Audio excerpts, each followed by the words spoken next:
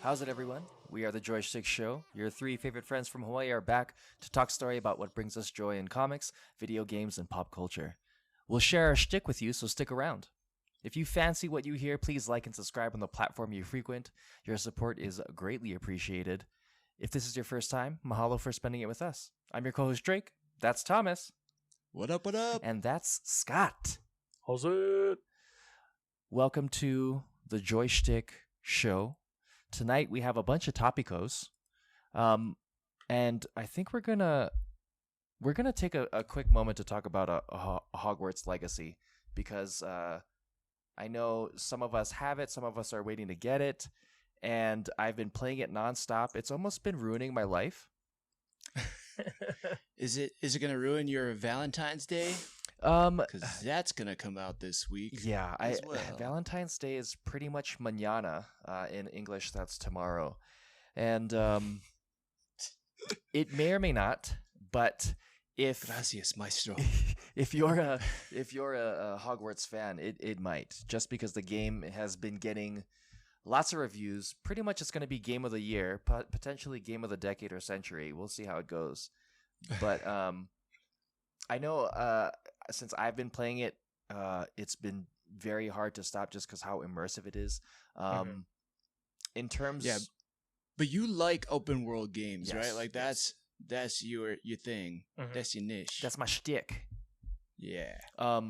So if you also like open world games that are themed, which I think if you have a theme in a world that you want to have an open game built around Hogwarts is kind of the golden standard now. So I wanted to tell you guys about a mission that I played in Hogwarts Legacy before we get into the news. But so I didn't expect this, and apparently it's a PS5 exclusive mission.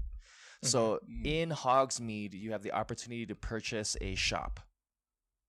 Oh, and really? in doing so, you have to go through a mission, and the mission brings you into like a chest cellar that takes you against like a poltergeist, and the mission was pretty horrifying. You're walking down corridors, there's mannequins just standing there, and then the corridor ends and you turn around and it's completely different. All the mannequins have moved. It's very dark, so you have to lumos. Whoa. You have to fight off certain things. You have to go down corridors and pick up lights, and it's all floofy and weird. It's very Doctor Who-ish. And I thought it was a very interesting change of pace because it told a great story that wasn't necessarily in the canon, I guess you could say. It is canon because it is what it is, but it was just an interesting change of pace because you don't necessarily see all that horror during your gameplay, and it really, I don't know, it was very cinematic and very engaging while I played it. So I really look forward to what you guys think about it when you end up playing that thing. Yeah, that's cool. Yeah, it sounds awesome. Let me know where it is, and then I'll try and get there when I am able to. Yeah, you have to play a lot of things in order to unlock all the things. So yeah, it's a time commitment. I think there's a few YouTubers who have put in around 80 hours, and they're still kind of like maybe 3/4 of the way done. Just because if you're trying to 100% the game, there's tons of things that you need to do. So it'll keep you involved. That's cool. There's a go. Oh no, yeah, I was just gonna ask. So like, how many hours have you put in, and how far through the game are you? Are you done already? I have not beaten the game. I can say that I have put in about 33 hours. And in terms of, I guess, like the total, there's a tab called collections or whatever, or challenges. And in terms of quests, I'm barely 70% through, and I'm only 30% in exploration. And I still don't have all the things. So have you even played yet? I know, right? What a noob. Yeah. What a noob. You can run around, there's some funny memes out there about doing the Revelio, because you have to Revelio and it shows other things, and yeah, I mean you can spend literally hours just walking around the world doing that and finding things and finding field guide pages and secret rooms and stuff like that. So they really made the game immersive. Everything looks beautiful. Everything has some sort of callback to the original Harry Potter situation and the Fantastic Beasts. So if you're a Harry Potter fan, like I know most of us are, you gon' love it if you have thumbs. Love it. Yeah, for sure. Yeah, Christine's been playing a bunch. Oh, sorry. What did you say? You follow? No, it's just confirmation words. Oh, sounds gotcha, cool. gotcha. Good job. Yeah. Nice. No, for sure. Like Christine's been playing a bunch, and I've been watching her. She's got about like 19 hours in, I think, so far. But she's been one of those, like, she's been doing like Revelio everywhere and trying to find all the secret things, and like every 5 steps. Yeah. Kind of, she's running around, and then she's put more points into like getting a further distance, so she can like see through the walls and everything. And Gotcha. kind of like The Last of Us too. You have that listening thing where you can kind of see what's going on behind walls. Yeah. But yeah, it's been cool to watch her play, and like I like that you get the option to go down like a dark path if you want to. Like, and it says it comes with consequences, and we get to do it. But I told her, like, as soon as it arose where you could put points in that, I was like, this is what you do. You save another file like way far apart from the one you're playing. And then if ever you want to start again, like down the dark path, then just jump into that. And that way you don't got to start from the beginning. And you just can just be an evil wizard for like the rest of the game or something. So, dude, life pro tips right there. Yeah, that's awesome. So one of the best. So, what houses did you guys choose, or and Christine? What house did you choose? Christine is a Ravenclaw, like okay, and then I'm a Hufflepuff. I'm a Hufflepuff guy. Okay, Badger. Hufflepuff. No, I said buff. I didn't say butt. Okay, but awesome. So, so, you know, that's what you get for being like a super loyal friend. You know, you just get shit on all the time, and you know we deal with it as Hufflepuff people. You know what's interesting too? I was talking to Christine, like they put you in these houses and they make you like they kind of separate you, and I was like, that's kind of like, I mean, it's cool. It's like a story aspect, but like if you were to really go to a school and they're like, okay, all the guys that are nice, all the guys and gals that are nice, you stay together. You guys that are dicks that want to get ahead, you guys stay together. You smart people stay together. Let's separate you guys. You guys will be in classes together, but let's try and keep you away from each other. Like, I'm just like, that's like a weird way to run a school. So I just thought that was kind of funny. That is funny. Although I was reading this thing on Reddit, and I was on like the Harry Potter game because I wanted to look into it, and they were saying that in the game, you know, everyone's like, wow, we always thought Slytherin was the bad kids because of Harry Potter and Draco Malfoy and all that. We thought like all of them are going to be dicks in the game, but then they're not. And they were like, actually, the dicks in the game are all Hufflepuffs. They're like calling people mudbloods and stuff. They're like the most racist ones out of all of the wizarding houses in the game. You know what I wonder too, though? When I'm playing my story, the one dude that's coming off as a dick is a Gryffindor. So I wonder if, like, depending on what house you pick, like the other, because then Christine, like one of the friends that she's like befriending that's like helping her is like a Slytherin, and then it's like another house that's like a Sebastian. It might be a Sebastian. I'm like, I personally haven't put as many hours. I think so. Maybe that could be like a core character. He's part of the story. Gets. Yeah. Cool. But like, I mean, honestly, I haven't played it, so I don't know. But he seems like an evil dude. Like, but maybe it's just my perception of Slytherin characters, you know? Right. Like, you can never trust them like completely. Right. Like, at one point, maybe years down the line, you're gonna turn on me. You're gonna be walking down that dark hallway. He's gonna be Avada Kedavra. Which is a spell you could learn in this game. It's crazy. Eventually, like you could just murder people if you want to. That's insane. It's awesome. Well, I mean, I've seen some of the things, and you can like suck people in and like light them on fire a couple different ways. So how is that not killing them as well? No, that's true. There's some cool combos in this game. The ancient magic is like exploding people, and it's like that's not. Like, how are they not dead? How is that better than the non-lethal? Is that an unforgivable curse? Yeah. Those are supposed to be non-lethal. There's ones you totally freeze them too, and then you explode them, and they hurt their like fellow bad guys, and I'm like, that's totally death. Yeah. What did you think about the combat overall so far? Really cool. Yeah, I like it. It's you get to a point where you can open up different so you can switch it with your D-pad and your trigger, and so you could hypothetically regular cast and then hit every single button, then change it, and then do the same pattern essentially 3 times, 4 times, and you can spam or keep somebody up in the air by throwing them away, bringing them forward, blowing them up, etc., building up all those things.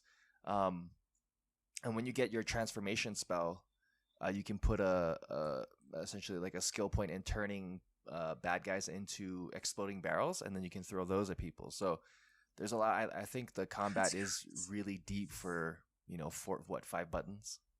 Right. Yeah. And it's got like a rock paper scissors aspect too, right? Like you can like counter and roll and it's that kind of stuff. Like it gets tough if you don't know what the hell you're doing, but it becomes fun when you're like untouched and dominating. Right, kind of like the Spider-Man and like the Arkham games. Like, yeah. Once you get good at it, you're like, look at me demolishing all these people at once. Yeah. Like, it's pretty awesome. Exactly. Like you can dodge everything. Like, yeah. I mean, years later, after Spider-Man, the Miles Morales game came out, people were like juggling guys in the air for what felt like minutes.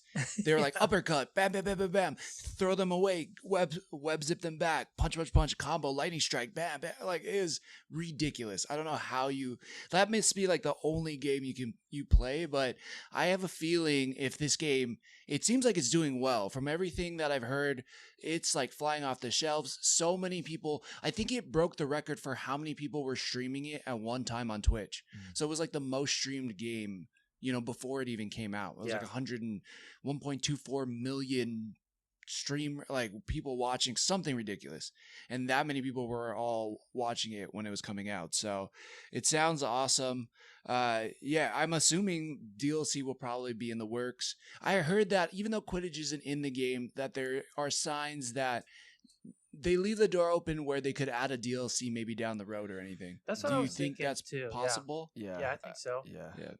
It's for them to not want to monetize what they have right now would be kind of irresponsible as a business. I could see it as fans, we wouldn't want that, but like for sure, if you had multiplayer where you could go on raids together, if you could do Quidditch together, or even the small mini games where you're pulling the ball or you're dueling, like all those things would be super fun. And also to include your friends, like you're all in Hogwarts, like not obviously not MMO style, but like you can get like 4 of your friends, almost a co-op, like a 2, 3, 4 player co-op or something. Yeah, like that'd be super fun. This actually seems like a game where 3 player co-op would make sense, right? Like you don't need like a full squad.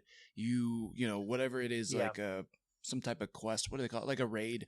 Yeah, I mean, it seems like it's probably right for a raid function, I would say. Yeah. So, yeah, that's cool, man. I know. I'm definitely down to kind of dive into it more. I've seen some mixed reviews on it now, not on just the gameplay, but just the feeling. I've heard like some people's feelings, but I wonder if it's a case of people who really dig open world games and people who don't. Potentially. So, that I wonder if that's going to play a bigger factor. But yeah, I don't know. I just was diving deep into the Reddit because I'm frothing to play. But it just like, it's interesting. Yeah. It's interesting. So I'm curious on the longevity of this game. Yeah, I feel like the game it impressed me actually. For me personally, I didn't expect it to be as in depth as it is. So maybe my bar was like low, and maybe these people, their bar was like way high. And they're like, I mean, we haven't even talked about like the other aspects of like the vivarium and your room of requirement. Like to say that if you're gonna nitpick on certain things that are bad, that means that's how good the game is, because you have to find these little things. So in watching like IGN or like video game reviewers online, they kind of all say very similar things. I haven't read a lot of negative things aside from like the things that have nothing to do with the gameplay. I mean, of course, things could be better or whatever, but like this game was slated to come out with Cyberpunk 2077. Remember that? Around the same time. Damn, and they pushed it back 2 years? And they pushed it so that it could be what it is. And it met expectations. It's not really glitchy. So. Yeah. I mean, it takes like 2 more seconds to get into a door because they made the entire open world so like so specific, so open, so detailed. Like, okay, Mm-hmm. you know, That's cool. You can't. So some doors I was seeing that just fly open. Yeah. Like so, like It's called magic. it looks like a heavy door, and I'm like, oh, I guess it's made of paper. Like it just flies. I'm like my character's strong AF, man. It just Leviosa. Yeah. Through every door. Yeah. Doesn't matter if another student's behind it. Just Leviosa through that bitch. Hercules. Yeah, you just hear them. Right on. Themselves. Yeah. Well, that sounds amazing. Yeah. Hopefully, I'm curious to see once everybody's beaten it 100% in the game. I wonder if there's going to be more like quality of life improvements, and also like if they're going to do things to keep the game going, like just to extend the life of the game too. So yeah, I'm sure. I mean, we've gotten that with Grand Theft Auto for like 5 years, so I'm sure this is probably going to be one of those things too. Yeah. And it sounds like it's been profitable, so I can see that happening. Totes. Yep. Anything else on Hogwarts Legacy? No. Oh, I you think can get a it's- broom and you can fly. So that's awesome. I mean, yeah. That's a win. Not many games you can fly in open world games. Like this Yeah, game kind of reminds that's me of like true. a Ghost of Tsushima, but your horse flies. Like it's pretty awesome. Yeah. And you can Yeah. get a hippogriff, so you could technically have a flying horse. Yeah. Oh, there you go. So like, sh- hello. Dude, I'm about the hippogriff life. That's cool, man. Yeah. I know. I can't wait to dive in and see some of the beasts. Somebody else who was a beast yesterday. Do we have anybody want to talk about their Super Bowl? Anything Oh. come up for you guys? It was fun. It was a good time. None of us Yeah. really like. We kind of were just all kind of cheering for the Chiefs because like maybe we know someone or whatnot that we're big fans, so we're like we'll go on that side. But either way, like Yeah. whoever you're rooting for, it was a close game. Like Yeah. Sure it was. was pretty exciting, and I don't watch a lot of football, and it was pretty exciting for me. So I can only imagine the people who like had like their life savings on the line or something. Yeah, my prediction was not. But that's all I was thinking about towards the end of the game, where I was like, somebody put, their life savings on the line, or put 10 grand, they're like Eagles all the way. Yeah. And then the last second field goal, and they're like, oh my God, I just lost 10 grand. Yeah, especially some of those And- calls in that game where you're like, Yeah. what is bull? And then like even the last call with the holding, like Yeah. I mean, I'm all about the Chiefs, but I'm like, I don't know if that was holding. Like, I was like, fuck. Like if I was an Eagles fan, I'd be pissed right now. yeah. They just gave him the game. It's crazy. Yep, definitely. that? I think. Oh, sorry. Oh no, I was Go gonna for say we texted earlier, and I was like, 27. I think you said 24-17. 24-17, and at halftime it was For that, but the Chiefs. opposite. Yeah. So. Oh, yeah. So I was like, yeah. ooh, man, that sucks. And then at the end of the game, it was the complete opposite. Like, the Chiefs had come back from that deficit, and it was actually quite surprising because aside from that, obviously Rihanna was the highlight of the Super Bowl. It seemed like. Right. I didn't Yeah. really- Yeah, I mean, I thought she did great. Yeah, Hey, she she's did still great, yeah. Queen Rihanna, Yeah. like you can't say anything about. But like the whole time we were just wondering, we were like, is she pregnant? Dude, that's so funny. she That's what pregnant? everyone was saying, and then I was like, you know what? This is She's exactly gonna fall off that platform. what they wanted. Oh. She's like, Well, she's gonna we'll get to the perform, and she platform. knows everyone's gonna be like, is she pregnant? And is she safe on that thing? Like, those are two questions everyone's asking. Right. Like, Yeah. Definitely. Because everyone was like, wait, how long ago did she have her baby? And then they were like, all the girls in the room were like, did she lose? Was that still baby weight or wait? No, you can't have a bump like that. And then they were like zooming in on pictures on Instagram and Twitter just to confirm, like, wait, what's the timeline on here? No, the baby's about to turn 1. There's no way, like they were doing like mental math there to try to figure out that's like the timelines exact on. conversations that we're having in ours. Yeah. Like, I she think just had across her the baby. country, It was like, she probably. had her baby in May. And like, that's not just. And then my sister's like, well, I had my baby like X amount of months ago.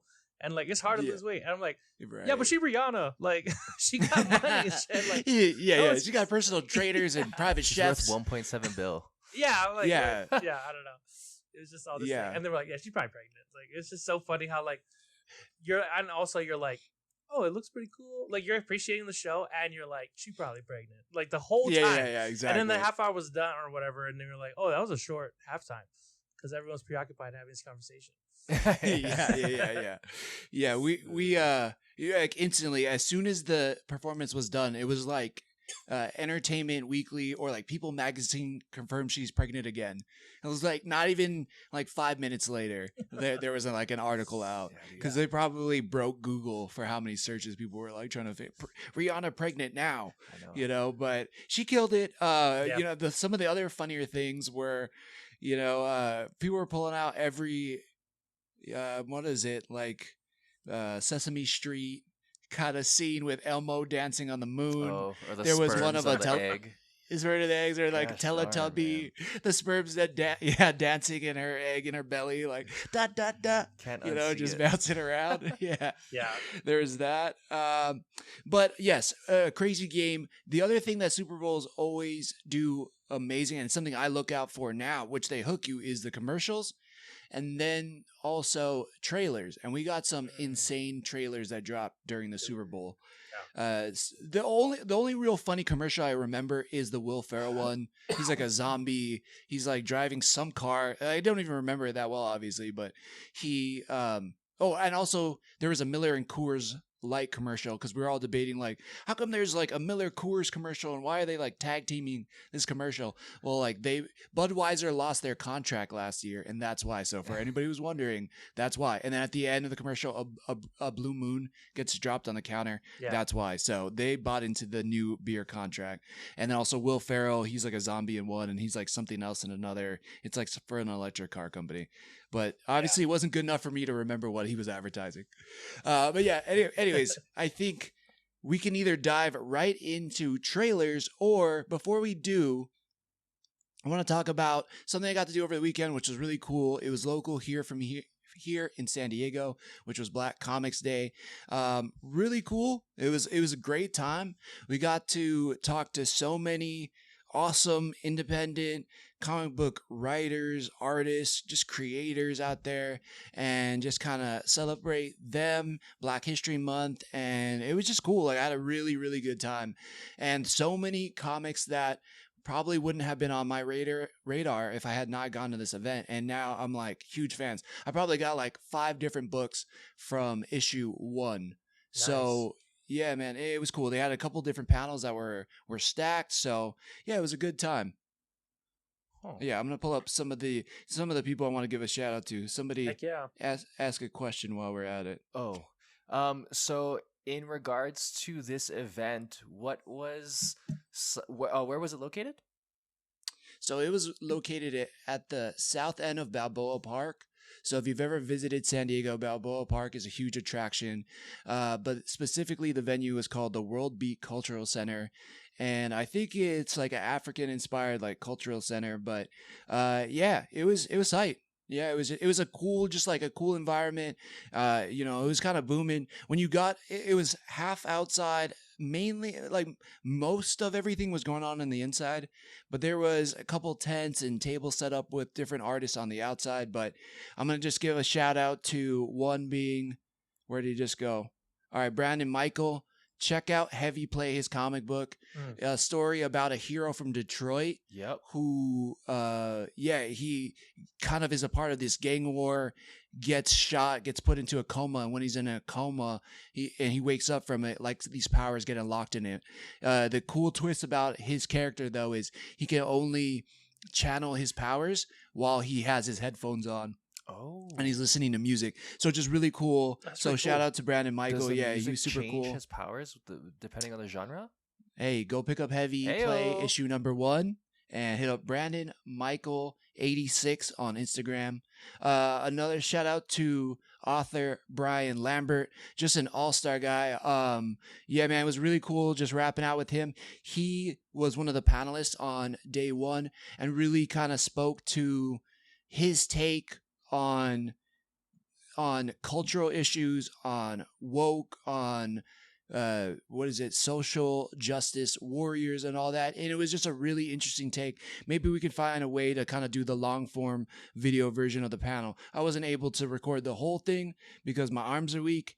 And I was getting real tired holding that camera for that long. Yeah, but he had some amazing things to say, and so that was really tight. And I'm trying to think of who else I can kind of remember off the top of my head.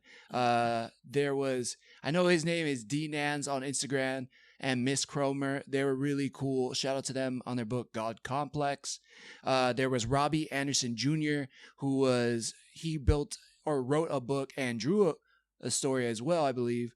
Kind of like a mythical hero. God Complex is cool because it kind of had this Dragon Ball Z kind of look to it. It had this anime appeal, so that was pretty fire. But big shout out to Keithan Jones. He's an author and creator of the book Power Knights, but he also helped start and found the event as well. And he was a panelist on the last day with writer and producer Rodney Barnes and Kevin Grievous. Rodney Barnes, I know him recently from that show Winning Time on HBO, which is hands down one of my favorite shows. I don't know if it was last year. It might have come out in 2021, but so fucking good. If you haven't watched it, go back and watch it. Kevin Grievous of Underworld. He's also written everything like Spider-Man, Blade, freaking, I don't know, like name a character and he's written them. So he was amazing. And also Professor John Jennings too, who was just kind of getting into like the horror. They talked about, some Jordan Peele personal stories. Kevin Grievous gave some personal stories about pitching Underworld and starring in Underworld and writing it. So all that was super cool. So yeah, I had a great time, and I just love that it was in my backyard here in San Diego. And yeah, and shout out to a local comic book shop, Nuclear Comics in North Park. Yeah, we're going to talk to them very soon. Kevin from Nuclear Comics. And yeah, one of the oldest comic book shops in Southern California. Sick. And now he has a new shop in San Diego. So yeah, can't wait to have him on the show and just highlight the store. So yeah, you're going to link great all time that overall. in the doobly-doo? Yeah, thanks for adding work, but you all right? Yeah, I'll do it. I appreciate it. Thank you. Nice. No, we will. Yes, absolutely. Great question. I will put it in the show notes. Yep. Fantastic. So, hell yeah. All right. Yes. Oh no, I was just gonna say, was there anything that like really stood out to you? Was it just like being in the culture, or seeing so much of these like independent individuals really hitting it off, or? Yes. So, me, like my favorite thing about kind of doing what we do, not just hanging out with you guys, which is also amazing, but it's really just kind of hearing the story behind the story, right? Like hearing why these writers, artists, how they got into it, how they, decided to create this book. So that was one of my favorite questions for the weekend for all these people was like, how did you think about this concept? Did you draw anything from your personal life? How long did it take you to go from just thinking about this project to now having a physical copy in your hands? What was the inspiration for the story? And man, some of the stories you get from it. Oh, shit, like one of the guys, love this dude. Definitely follow him on Kolanut. I think we posted it on our story, but I'll highlight again. But his name is Obichukwu, and his dad was a chief in Africa, and always mentioned he had this special red hat. He's like, I would go in my dad's closet. I could grab any hat, wear any hat, but that red hat I could never touch. And so he was able to spin that idea of the red hat into basically an African multiverse story where these powers unlocked by his dad's hat that was passed down from generation to generation that contained all of these spirits and powers from like ancestral Africa. Oh, that's sick. So Wow. Yeah, it was just cool hearing that story and just like hearing how it came from his like real life into that. Yeah, definitely got to have him on the show at some point because just a cool energy, just an awesome guy. And yeah, the story just sounds really fucking cool. So yeah, I think that's my favorite part about it. Wow, Sick, that's spectacular. Well, yeah. Thanks for doing that. We really appreciate that experience. Like, that's going to be fucking cool to have some of those guys on. Absolutely. Yeah, definitely. And we can't wait to have people from Denver and Hawaii on hopefully sometime soon as well for you guys. Yeah. So that should be good. Moving on. So back to what we were talking about. Again, with one thing that the Super Bowl does really well is trailers. And I think it's just kind of coming full circle because we got some really awesome comic book movie trailers. We also just got some really good trailers in general. I think, I just wanted to mention there was a new Indiana Jones trailer. I didn't see anything too different. Did you guys notice anything different in that one? No, it felt like the one that we kind of got recently. Yeah, which looks cool. Okay. But more yeah, recent, that though. Yeah. same. Yeah, it looked awesome. You know what's funny about that though is like, we talk about it week to week, and then you go to someone's house, you do the Super Bowl party, and they're like, "Whoa, new Indiana Jones trailer," and you're like, Yeah. It's like Yeah. I guess I kind of take some of this knowledge for granted, like, yeah, we talked about that like 2 weeks ago, 3 weeks ago, whatever it was, right? Right, But yeah, I mean, it looks awesome. Dial of Destiny. That looks fantastic. One trailer that I did want to highlight because again, it's kind of based in realism and it looks dope. I read the book Shoe Dog years ago, probably when I was still living in Colorado with you, Drake. Yeah. But it's the story about how Nike came to be and how ultimately, like, Shoe Dog is more about Phil Knight and the founding of Nike, but there is a big section about them signing Michael Jordan and how that wasn't as straightforward as you think it would be. It's like, oh, just go find the kid, pay him millions of dollars, make a shoe. Well, that type of sponsorship wasn't a thing before Nike, and I forgot the guy that Phil Knight sent out to sign Michael Jordan. But when he sent him out to sign him, and that deal was historical. There was never a sports deal like that before that time. And this movie looks like it's encapsulating all the stress, all the pressure of Nike being a startup company like it was in the 80s, mixed with really good writing, mixed with Matt Damon and Ben Affleck and a cast of other fantastic actors, and then Ben Affleck directing. Yeah, I don't know. What do you guys think about Air? Man, it looks good. I mean, Matt Damon and Ben Affleck are a great team. We know that, they're whatever they put out is like usually going to be really good. So, yeah. Especially, Michael Jordan is like such a, when you hear that name, everyone knows Michael Jordan. So like seeing any sort of like biopic of some sort, like I'm all about that. And then, pair that with Matt Damon and Ben Affleck. Like, I'm like, yeah, like I don't even need to know much about the movie. And I'm like, I'm going to check it out. Like, that's one of those things. You just put keywords in there and I'm like, yeah, I'm about it. Yeah. It looks good. I was surprised by the name. I was like, Air, what is this? And then you guys kind of described it to me and it kind of fell into place. It makes sense, especially when it comes down to Michael Jordan, right? The whole iconic jump man hanging air, et cetera, et cetera. Cast looks great. The story in itself, I think people are going to be enamored by, just because, like Scott said, Michael Jordan is such a polarizing figure, and we did get The Last Dance, so we got to see a little bit more of in-depth on things. So it just seems like we're getting all these puzzle pieces. We'll get to fit them together. So definitely a must-watch if you're a fan. Yeah, absolutely. Yep. So next trailer is Creed 3. And this looked really damn good as well. I mean, what else do we need to say? Like, Michael B. Jordan and Jonathan Majors look insane. Like, they look like they're really professional boxers, like heavyweight professional boxers. Super good looking and ripped. Love it. Yeah. Like, I feel like Michael B. Jordan, or like, sorry, Jonathan Majors, I feel like he could like knock me out with his pec. Like, he wouldn't even have to throw a punch. He could just throw his man boob in my face and he could knock me out. Yeah, dude, that guy's so in shape. What was that? When he was on the HBO show, what was that again? Lovecraft Country. I'm like, dude, this guy is like beyond ripped. It's like ridiculous. Yeah, I know. Relax. Well, I wish we had the podcast back then, because I was like, man, as soon as that show came out with him, I'm like, this guy's so good looking, so ripped, and such a good actor. He's going to be a star. Yeah. And here we are, King the Conqueror. He's going to be Marvel for the next 5 to 10 years, Someone made like a fake poster. Like, they took the Creed 3 poster and they put the Marvel characters' skins on them, like their suits. Oh, and Killmonger and Kang or something. And Kang, some people were like, "Is Killmonger going to be in the new movie?" Like, they kind of tricked some people. Believe that? Yeah, like some people were like, "What the hell?" Boss Logic's too good at what he does. He can trick anybody. They're like, man, this must be a legit poster. You're like, no, this is just Boss Logic messing around. Like, this is what he does. Yeah. I can't wait. Creed 3 looks fucking phenomenal. And Michael B. Jordan directed it. I'm on board with that. Nice. Oh, wow. Okay. Is this his directorial debut or?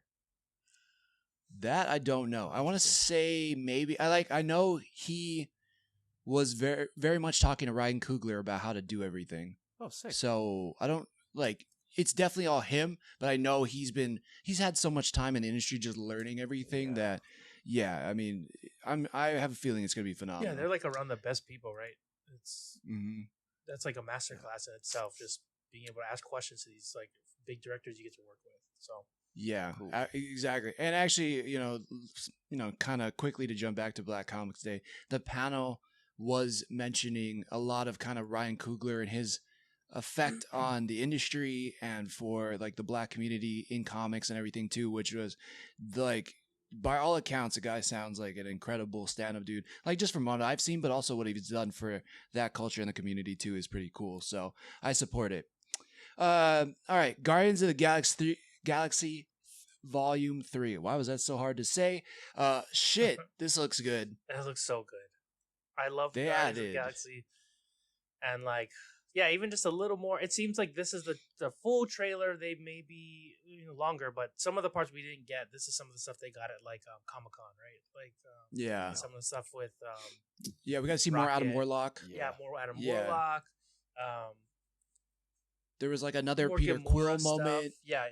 Yeah, more Gamora. Like you get to see she kind of has like more dreads than she did like her kind of smooth hair to kind of show. I guess she's like a different version of Gamora Right. in this universe. And like it's So that's yeah. at least what a YouTuber told me. oh Like, well, I he picked was up like more the like symbolism here.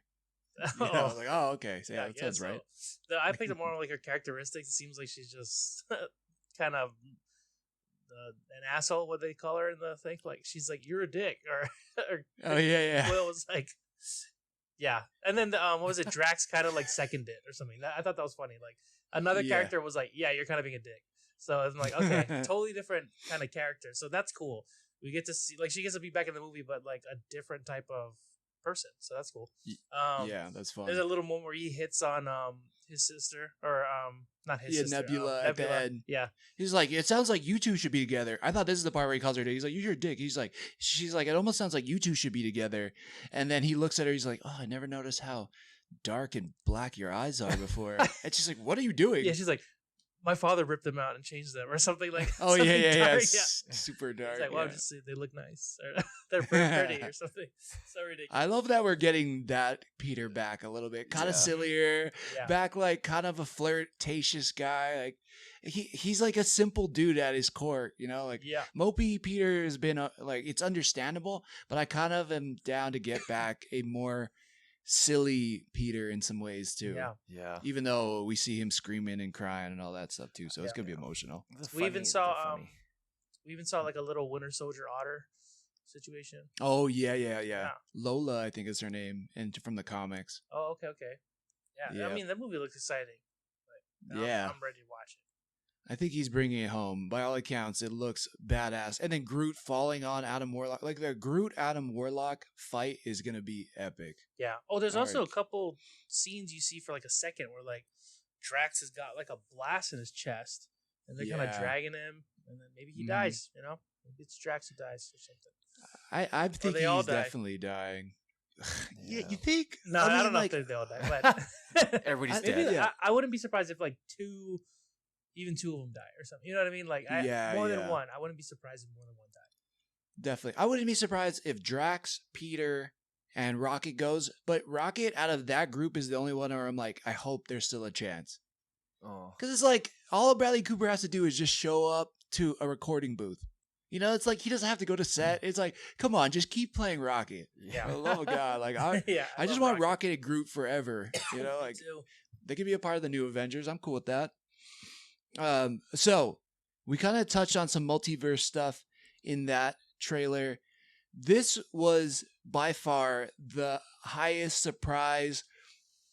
I've said it before on this. Like, I don't know if I should boycott the movie because I didn't like what Ezra Miller did, and I feel like all I'm doing this weekend or was doing this last, or I guess just yesterday, was putting my foot in my mouth because I'm like, that looks so fucking unbelievably good, which is The Flash. Dude. Yeah. Let's start with Drake. Yeah, you go. Yeah. I mean, to say less, Speechless. speechless. I mean, Say less, dude. Say less. so On to you, much- Scott. so much to look forward to. So much that they did show that made you essentially get super horny for the show, or the movie. Yeah. Just the scenes, the way they've kind of weaved it all together. I mean, I gotta say less. Yeah. I mean, it's hard to say much more. Yeah. I mean, Scott, you try it. Dude, this movie looks fucking awesome. So, it's based off, it looks like they're doing the Flashpoint thing, which we all, even back when the DC was kind of going a little downhill, they're like, well, they've got Flashpoint in their back pocket. Like, if they're going to pull from anything, they can always do that. So, in Flashpoint, there was, what you see in the trailer, Flash gets, like, this idea where he's like, I could save my mom if I go back in time. And in doing so, he does it. And in doing so, he saves his mom so she doesn't die. But what it does is, like, it sets a timeline where he doesn't have Flash powers. And, like, it kind of fucks with all the rest of the Justice League and the world. But because they can't show everything, they just basically show all the characters we're familiar with. And it's, like, basically the Justice League. So all the immediate people on his team. And, like, some of the huge things are, like, in that world, like, Superman wasn't Superman. Like, he didn't crash land in Kansas, and the government got a hold of him, and he, like, never got the opportunity to grow. So in this movie trailer, we don't see Superman, though. They're changing it a bit. We see Kara. So, but same situation, though. She's, like, malnourished. She's, like, really skinny. Was that her? I really was, like, trying to look, and I heard somebody say, oh, it looks like that Supergirl, but I'm like, is that her? It would make sense because, like, to your point, in this universe, if you can't have Henry Cavill, right, and you're already know you're bringing Supergirl in, it would make sense that they would just take her character and put it in that situation. Yeah, so I think in this one, that's what they're going with. They're going to go with Supergirl instead of Superman in that storyline, which still works. Okay. They'll make it work. Looks like it works. Yeah. And then another thing in the comic that and they also have an animated movie. So if you have HBO Plus, there's a Flashpoint animated movie WB did, so you can check that out too. But another thing they did was like the night Bruce Wayne's parents die, in this new version, he dies. Bruce Wayne dies, and the parents live on. So Thomas Wayne, right? Mm-hmm. Yes. Yeah. Thomas Wayne essentially becomes which Batman. Bruce Wayne's dad. Yeah, Bruce Wayne's dad becomes Batman, and he's like a much darker Batman. Like he carries a gun. He's like just beats the shit out of people, maybe kills them as well.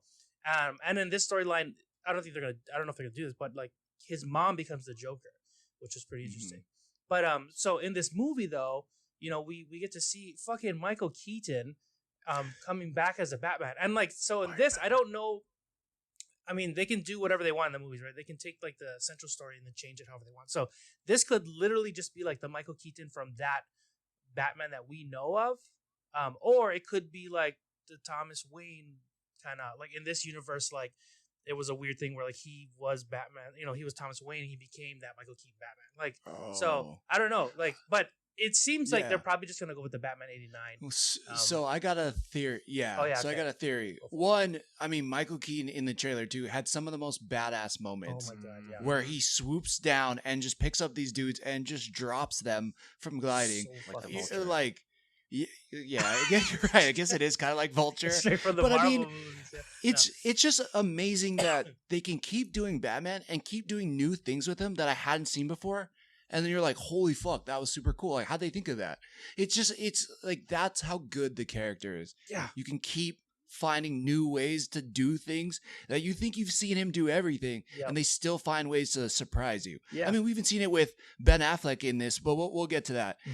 But my theory, and I could be completely wrong, but this is just my theory, if I had to throw a Hail Mary out, is Barry goes back in time, and instead of him creating another alternate, well, he does create an alternate universe, but where he takes away all the meta people, Superman in this universe is Michael Keaton, but he's basically taken away all the other.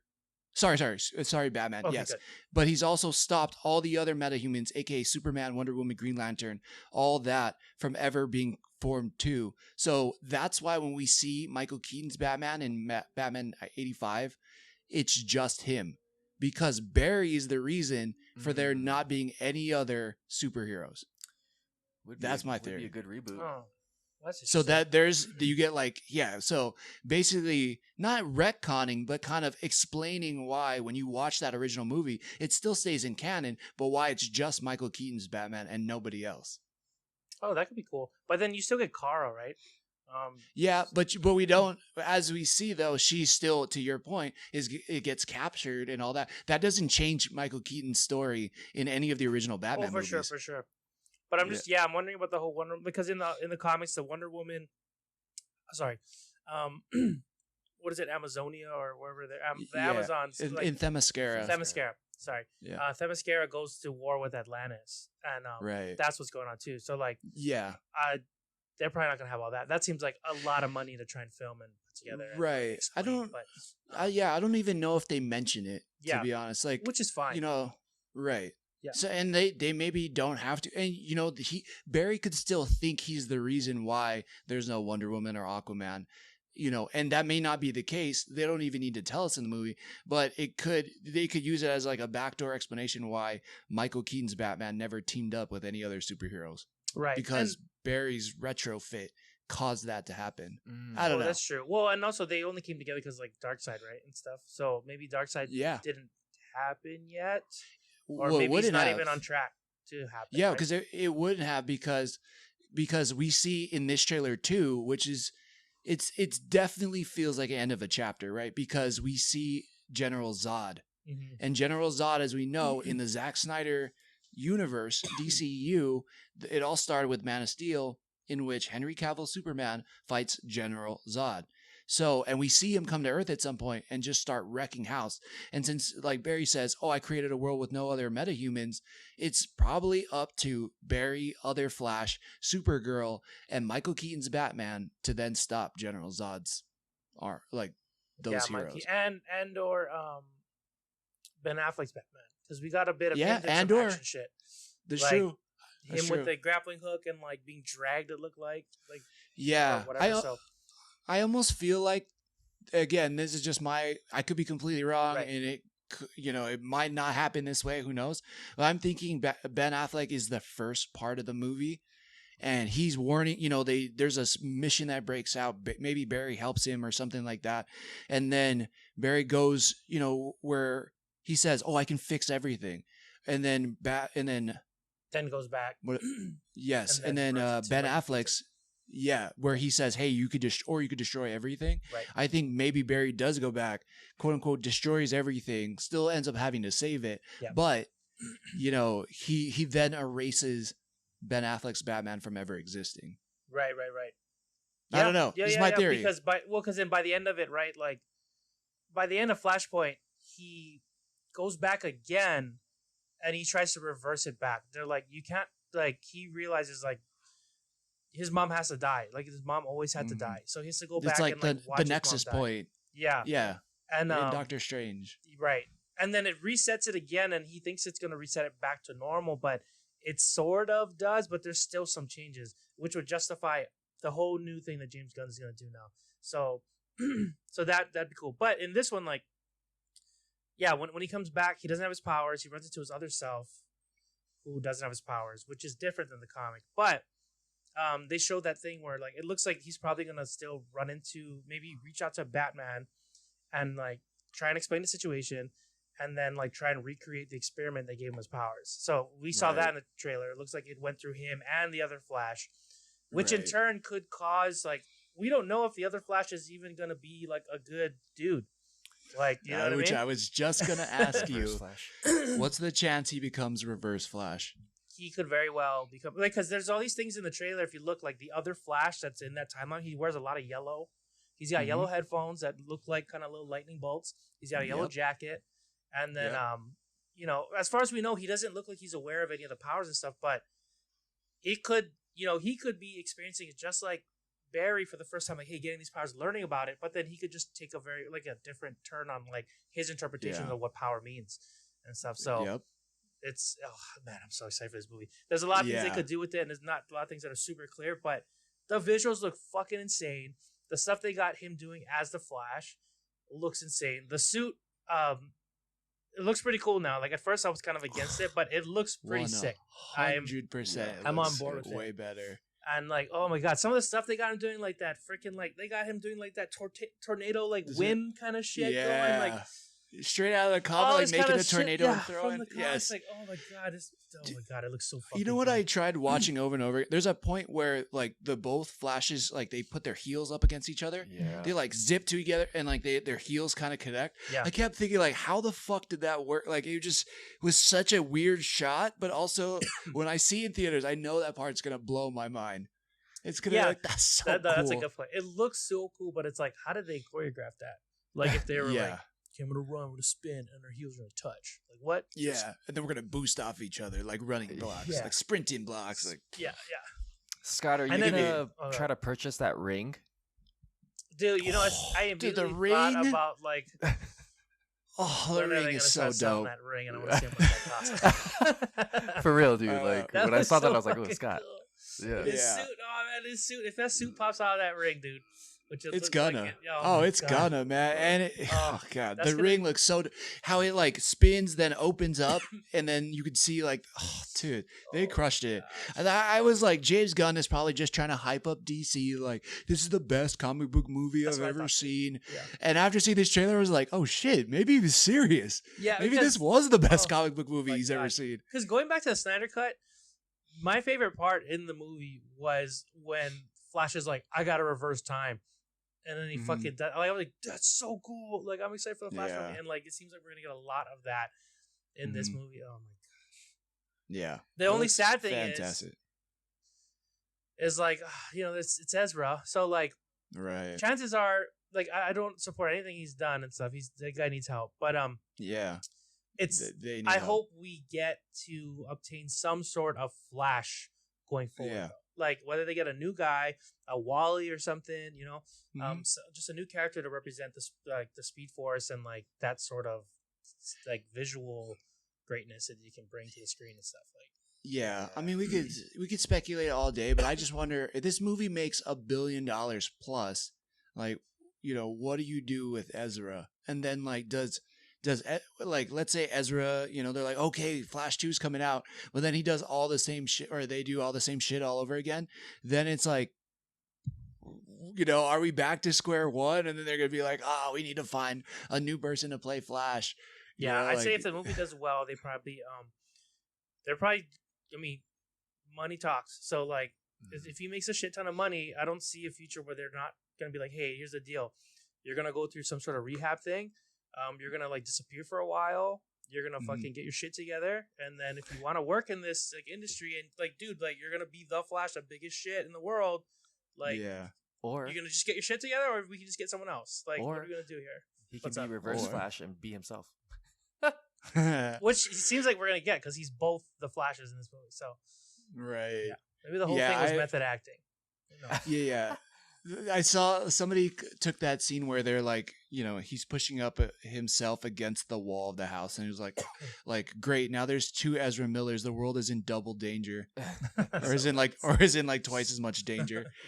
Yeah, that kind of made me laugh. But yeah, and also, I will say even Supergirl looks pretty badass in this. Yeah. Like, I was a little skeptical when I just saw all of the kind of on-scene shots, you know, without all the special effects and stuff. I'm like, I don't know. But then seeing her in action, she looks fucking amazing. I think she's gonna crush it.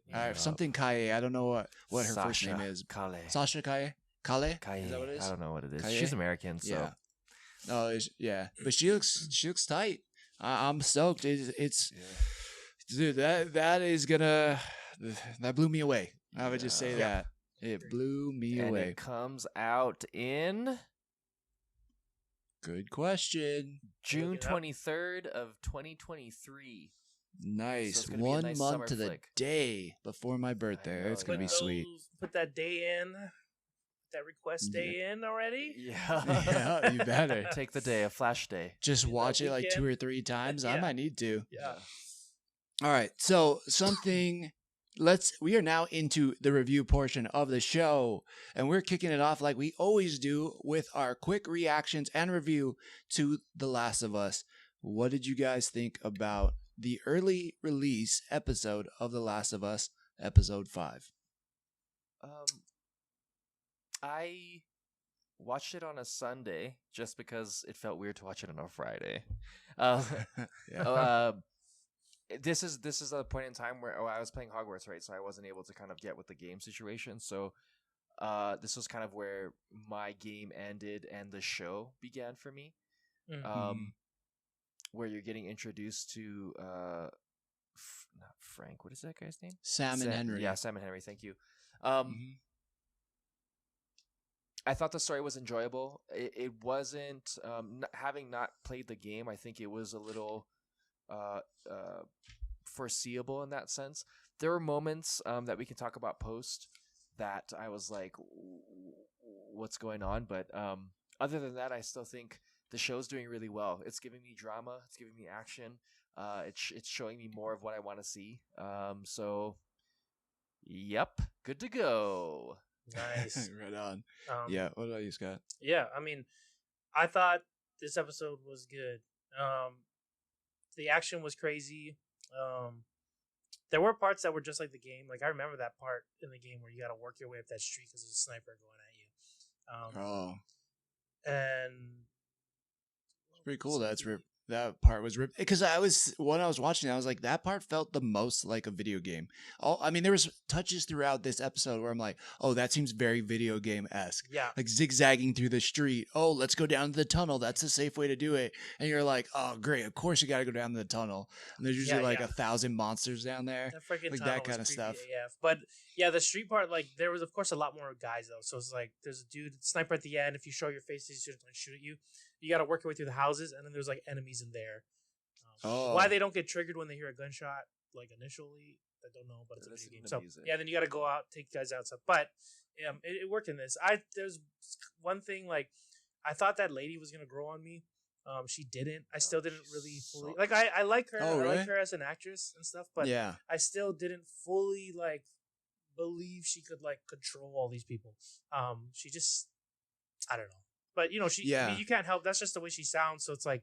I guess there could be a situation where like someone who just like doesn't seem the type of person could take on that role, but as a viewer, I just wanted to see someone more like I don't know, someone more commanding, more commanding. Yeah. I wanted to hate more or something. You know what I mean? It's just reasons. I think. Well, that's what I was gonna say. Like the backstory that she gives for the reason for her being the leader, I bought into. So I wasn't really sold on it. Like last week's episode 4, I was like, really? Like her? Yeah. But then when she was like, oh, my brother was the guy. Everybody, like he was the leader of the rebellion. Like they followed him. Yeah. And when he died, you know, I was still here. It kind of felt like to me that role kind of just got passed down to her. Oh, that's where true. it was like, oh, if he's not around, then maybe his sister can do it. It's kind of how I took it. And you did get that moment with that guy where he's like, your brother really didn't do anything. Like you were always like kind of the brains behind everything. So that makes sense. Right. Like now but you're just in the like, shoes. Yeah, he seemed like their savior though. Like everybody probably looked at him. Yeah, they probably were like, that guy, we'll follow him. And his sister might have been putting all the pieces in place. Like this is how we're going to bring down Fedra and all that. And there was a certain moment in this episode, where she has the people in the jail. I guess it's like the federal guys that they arrested, and she's like, you know, he's like, we can put you on trial. You're all guilty, but you know, we can go that route if you want. And I don't know. I loved that kind of delivery where it's like, it's not a traditional villain. You know, I talked about this on the other show, but it's kind of this sense of like, you know who a bad guy is in a lot of shows, and you know, like they're conniving or they're like really seems like they're pulling things behind the scenes, but she almost feels like a mom who's like guilting somebody into something, you know, that she wants them to feel bad about. Yeah. It's like, hey, you know, just letting you know you kind of fucked up here. And I'm gonna like just twist a knife a little bit, honey, kind of thing. And I guess I liked that part. That's true. And then like as he goes on, like you know, like the way she's running things, like you know the character is unwinding. Like she may have been the one that was like maybe created the plans and was like the one that like knew what to do, but now that she's in the situation, she lost her brother, she's not thinking correctly. Like even that, like she's like, oh, you know, like, oh, like we know you're guilty, and then just kill them all. Like she's making these super rash decisions, and I guess it makes sense to the character. Like she's not in the right state of mind. The way even if they didn't get killed at the end of the episode, like she would have got them killed at some point later, like because she's not leading them down a good path. Yeah. It's just kind of especially if she never found Henry. Yeah, exactly. You know, she would have like it seems like she would have just kept going forever to find him. Yeah. But I guess it's just like, I guess this could happen in life. Say a guy like comes up to you and robs you for your wallet, and like if they're or or a lady, there's just a big scary person already, and they have a gun, then you're like, definitely not fucking with this guy or this person. But if they're like a small person and they have a gun, back of your head, you're like, you fucking piece of shit. Like, yeah, take my shit. But like, if you didn't have a fucking gun, dude.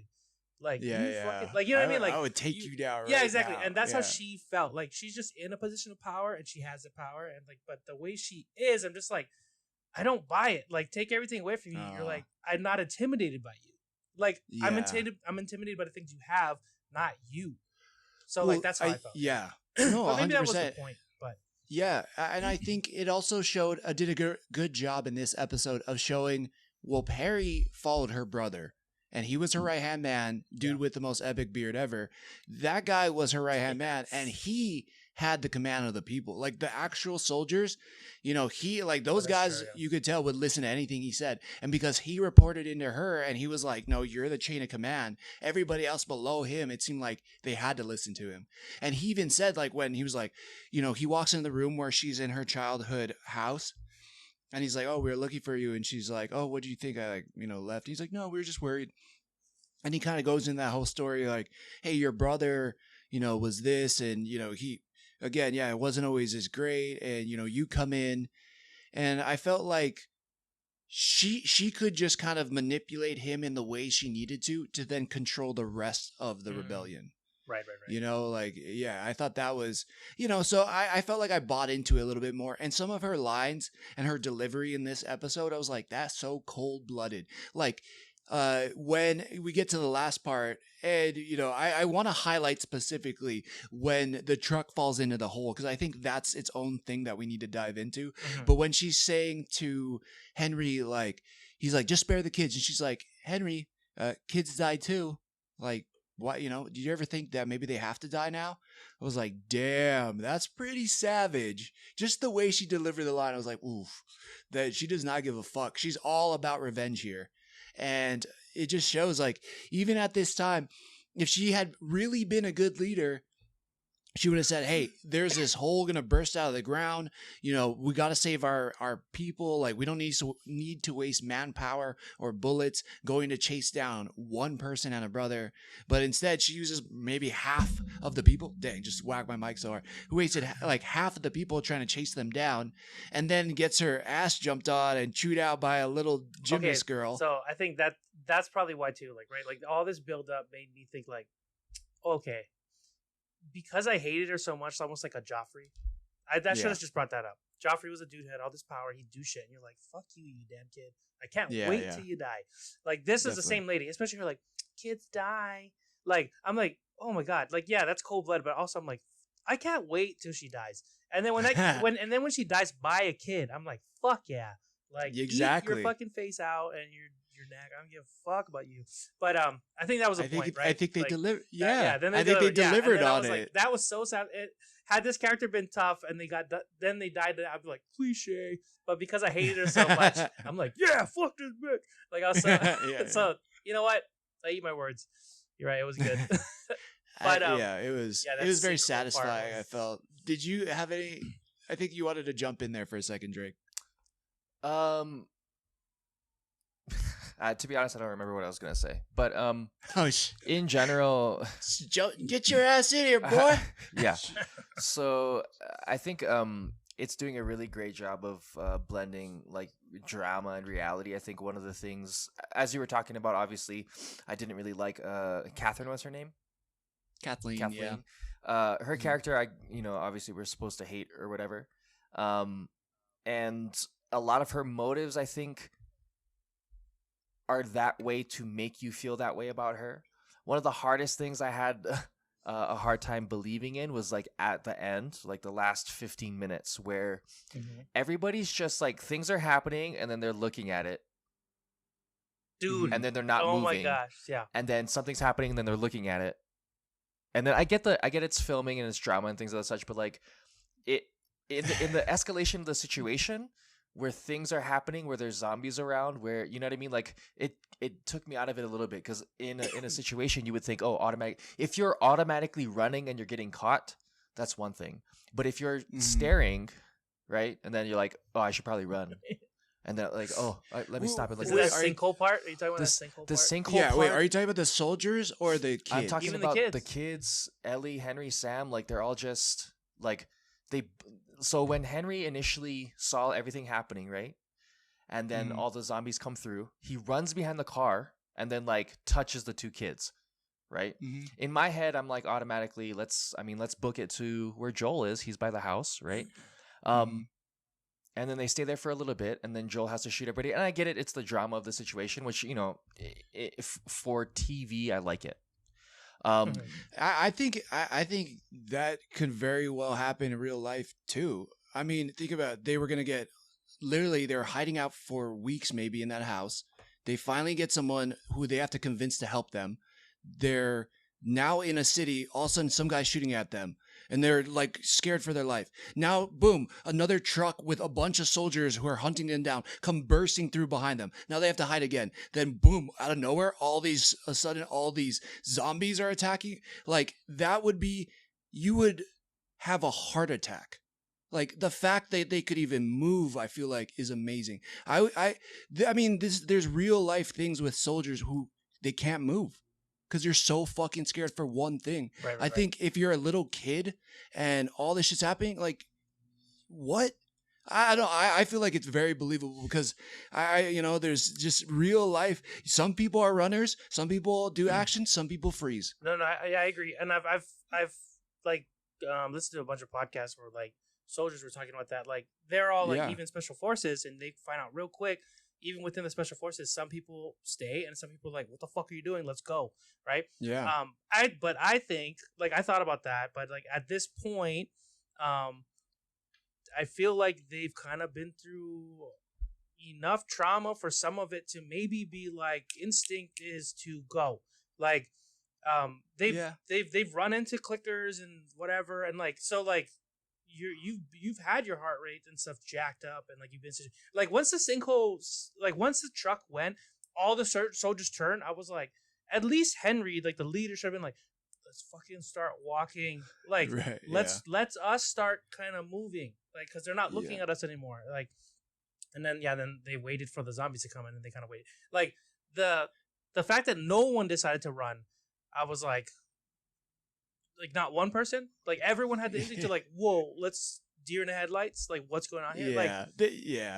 But no, that's true. The only part where I was like, where I was so mad was when they were all like by the house, and you could see the cornfields behind them, and then it was Joel, Ellie, Henry, Sam, and they were just like staring at the girl, and then the little girl jumped on Kathleen. That's the only part where I was like, you guys should be running now. But everything else, I felt like I could kind of understand, I guess. Yeah. It's just like, I was like, little kids, man. That's true. And I guess it's all I feel like little kids do like not so smart things. Yeah. And I think like Henry and Sam grew up in the QZ, so maybe they've never seen an infected. Like that's true. They were like only recently, because they said they were taken over for 20 years. They were like, oh, Fedra was beating, raping, killing us.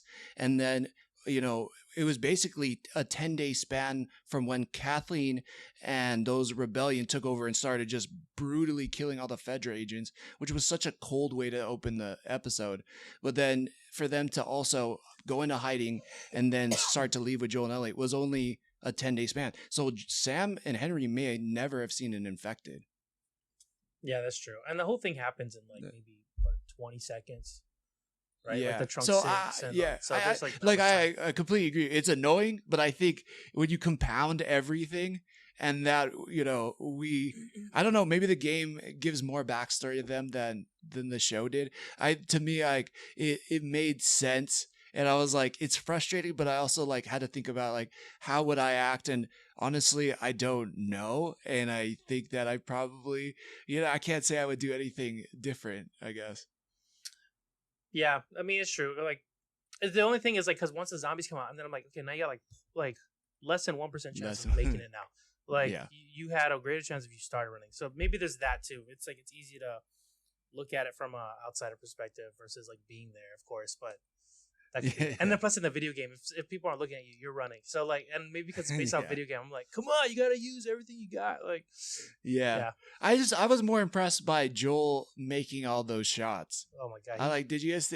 Yeah, he was like a sharpshooter all of a sudden. Like that's crazy. Yeah, because he was missing the first 2 shots, and then he calibrated. He sees how much danger Ellie's in, so it should be even more spiked. And then, boom, he hits the driver. Boom, he hits every zombie that's going after Ellie. That part for me was like, that to me felt a little bit cliche. I was like, yeah, that there was too times good where, all of a like, sudden. it was like right before they get bitten, the guy's running too. Boom, headshot, and I'm like, that's a clutch shot, dude. Like that's so hard to make, and then he kept doing it. So that's true too.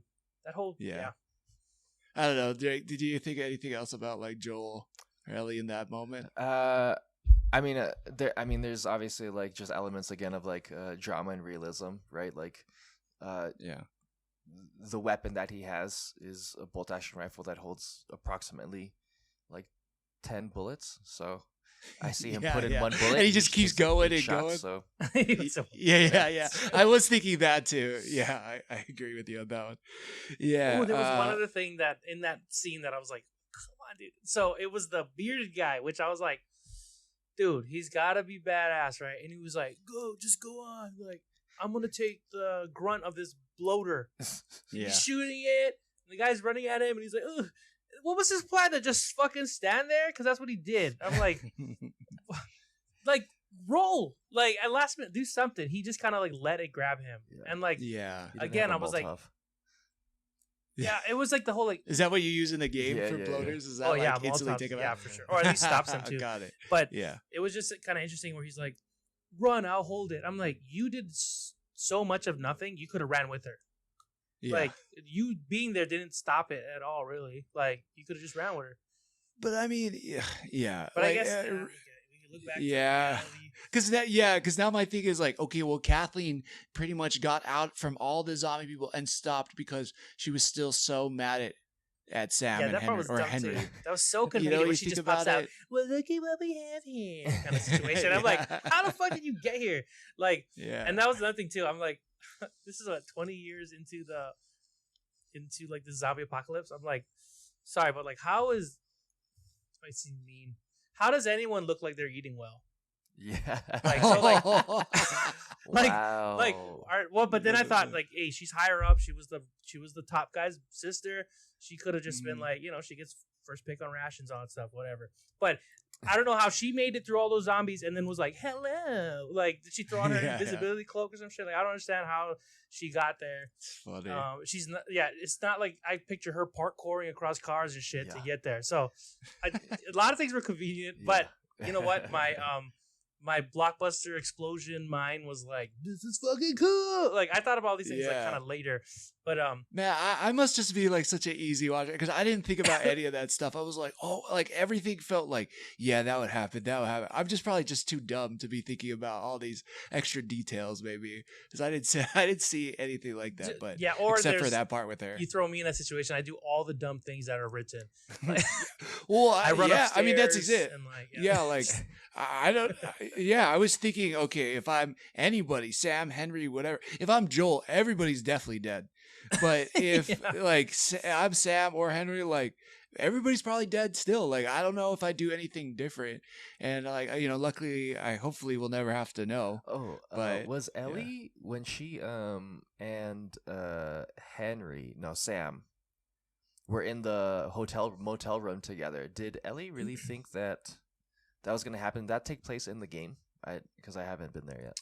No, I don't remember it taking place in the game. It might have, but I could understand. Like, she's so naive and like all she knows is her blood is a cure. Potentially, so she's just like, maybe this will, like, she's definitely still a kid. So like that I didn't like.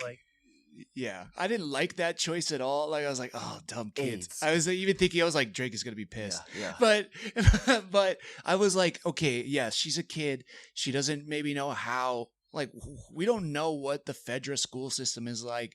Like maybe she thinks it is just as simple as like, oh, I'll just put my blood on his wound and it'll cure him. Mm-hmm. I don't know. Like, but so I just chalked it up to like kid being kid, but I didn't really like that. The thing I didn't like about that was she's like, hope it worked. I Let's go know. to bed. I Like, what? Yeah. I No know. backup plan because it might not Crazy. work. Like, what do you? Yeah. And he's Let's just tie you down.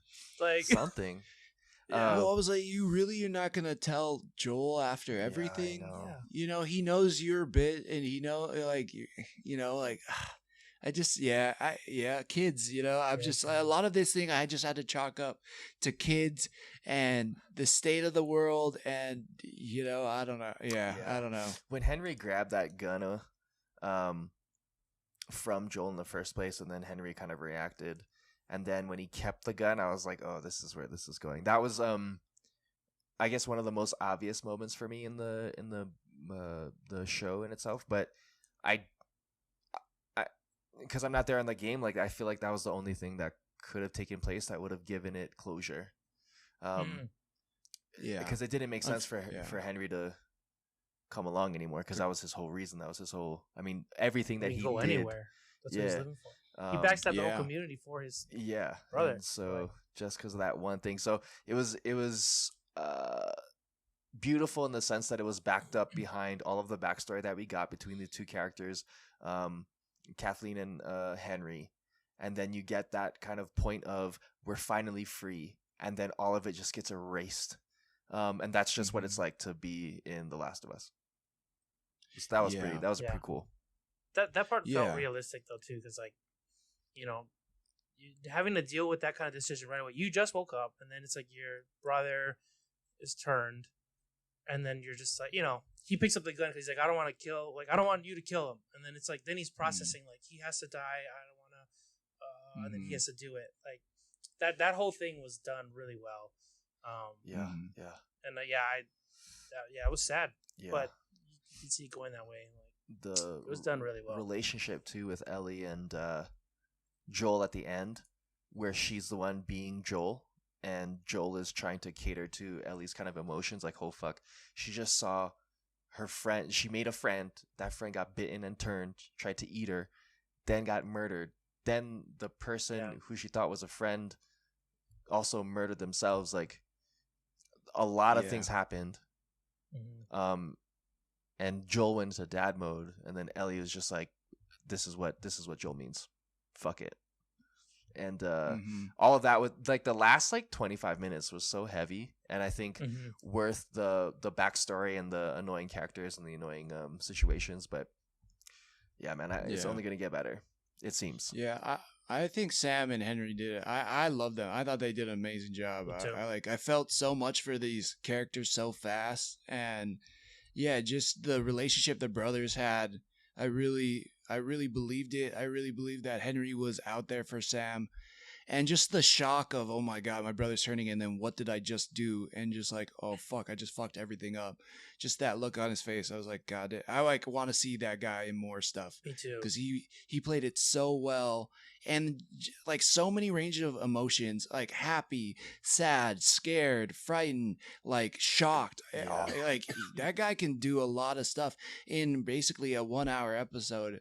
Like he amazing casting, I think, on that guy.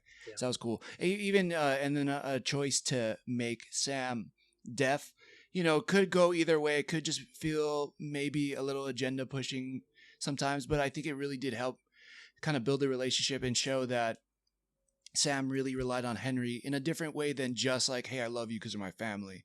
You know, we got so many comparisons in this episode. We got Kathleen and her brother. We got Sam and Henry. And then we got Joel and Ellie. And you're like, for me, I was comparing the different outcomes and the different ways you can handle these type of relationships. Well, you know, just sibling type of relationships. You know, you could say Joel is like an uncle or a dad or whatever, but yeah, oh man. Yeah, I loved it. I thought it was great. They got me on those zombies coming out. When they bursted out like a dam, I was like, oh fuck, it's on. So they quick, got me on that one. Yeah, so my big question towards the end of it was like, oh, so when they saw it in the building and then they closed the door, like that's what was taking place, I guess, in this situation. I guess I didn't really know how it connected, I guess, the underground situation, because then did they pop up there as well, potentially? I don't know. Yeah, probably. I think they said that the line somebody said was Henry says they killed most of the things in the tunnel, but I think they said they just moved them like out of the main system. So they were somewhere in there. So like Fedra just kind of pushed, I guess, the zombies to one area and like closed it off, but they didn't necessarily like get rid of all of them. That was one thing too. I thought was interesting. Like that's, I don't know how the hell they did that. Like, yeah, I know. How yeah, they definitely. cattled them into a certain area. Like, I know. Good on you for like, being able to do that. Like, so Henry Lamar Johnson was also in X-Men Dark Phoenix as Match. Oh, really? Yeah. Sick. Too bad for him. Yeah, we're gonna have to do like I know. Instead of like the 10 separations of bacon, and you do like the 10 separations of Marvel or some shit. It seems like everybody's connected or adjacent in some way, so that's going to be interesting. Yeah. Eventually they'll have to do the 10 steps of MCU or 7 steps of MCU because I think it's getting there too. Yeah. Yeah. It's pretty good. I'm pretty much, I forgot what happens in the game at this point too, so I don't know. I'm like just really... We're halfway done too. There's only 4 more episodes left, so crazy. Put it in. Crazy. Put it in. All right. Quickly, let's go through. We got 3 things to talk about. We got Harley Quinn's Valentine's Day special. I didn't get a chance to watch it. I don't think you did, Scott. I know you did, Drake. Yes. Yeah, let's quickly touch on that. Vox Machina, the finale, and then the newest My Hero Academia, which I pretty much have like one line to say about it. I'm going to give you like a very short. So Harley Quinn's Valentine's special was good in the sense that a lot of the dialogue again drives the story. It's very funny. There's a lot of pop culture references, a lot of references to Friends. There's a Ted Lasso reference in there. Brett Weinstein is in here as well too. So he's Goldstein, sorry. Right? Sorry. Brett Goldstein is in here, so he's getting a little bit of a speaking role and is also with a lot of the puns and the parodies, etc. Some of the best dialogue comes from Clayface, where a lot of it is like romanticism and like Valentine's Day and supposed to be cliche, but at the same point in time, they bring in characters that you wouldn't normally see, like and put them on a couch and like, oh, how did you guys meet? So like Aquaman and Mara, and they do like Darkseid and then some like television show Housewife. Like the Real Housewives, and then they'll do like Blah-da-dee Bloop Bloop, and then Bane's side story was super hilarious. Etrigan's lines are super funny. It really goes into depth, I think, the relationship between Harley Quinn and Poison Ivy. And if you have 44 minutes and you want to laugh super hard and you like watching DC, i.e. Harley Quinn situations, it's a very interesting take on love from the villain side in a fun, comical way in a Valentine's kind of theme situation. So I would give it probably like a 7.5, 7 out of 10. The dialogue drives it. I think if you haven't watched it, just watch it just for the funny. Nice. Right on.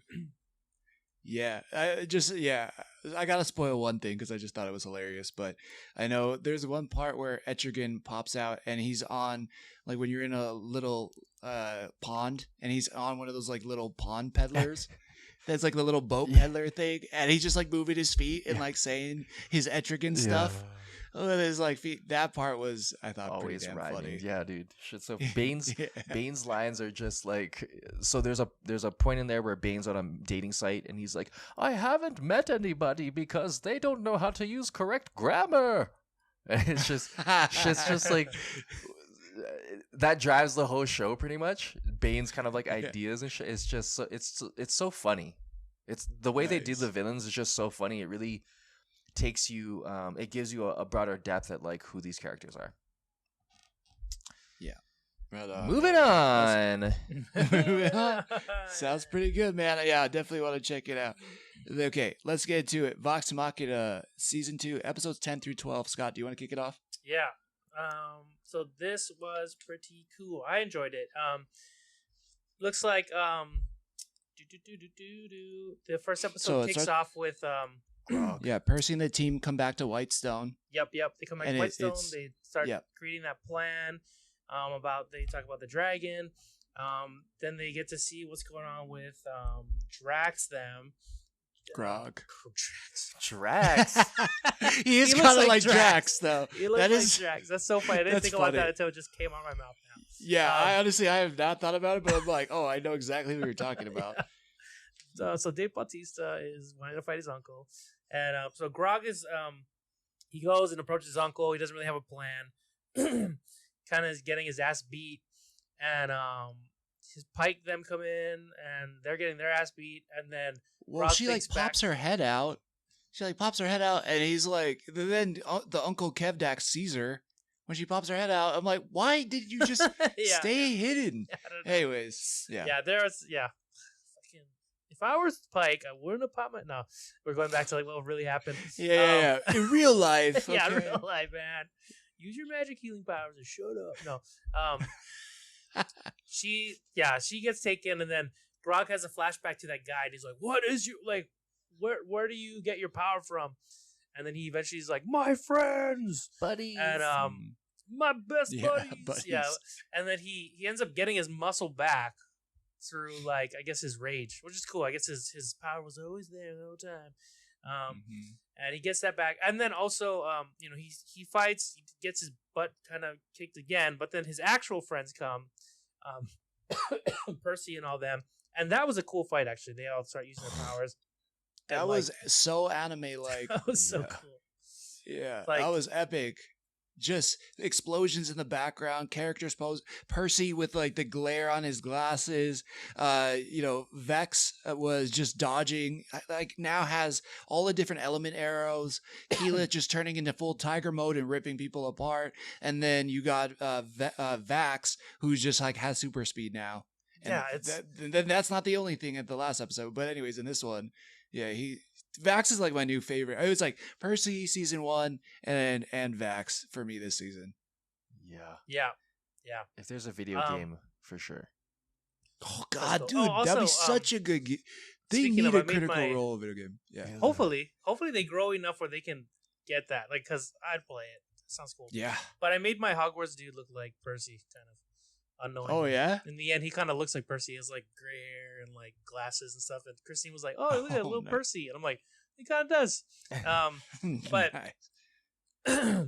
So yeah, they go and they end up defeating the uncle, and Drax fucking Grog gets Wow. What is going Oh on? my That was God. true, What is going on? Good dude? luck. Good luck. You know at why? work tonight, buddy. We were just saying Vax, and then Vax and buddies. Drax. Vax yeah. and Drax. Grog. I will say though, Grog is not like it fits the character, but I like he almost. It's not like tough enough. 'Cause yeah, he's such yeah. a tough character. Like it should be like Drog or Grog Strong Jaw. Drax. Yeah, Yeah. the strong jaws is what brings That the name part back makes to like sense. but they just call him Grog. Yeah. But yeah, Grog ends up leveling up and getting those thunder gloves Yeah. or whatever. Yeah, what are they called? Yeah, I think he just calls them the Thunder Fist, Thunder- but Thunder yeah, Fist, yeah. something like that. But yeah, it's one of the vestiges, right? We got the gauntlets, the bow, the armor that Vax wears, and the sword that Umbrasyl steals Yeah. the dragon. So they defeat the uncle. Grog becomes a new leader. Then he's like, I don't want to. Hey, cousin, you become leader. Of the hood. of the hood.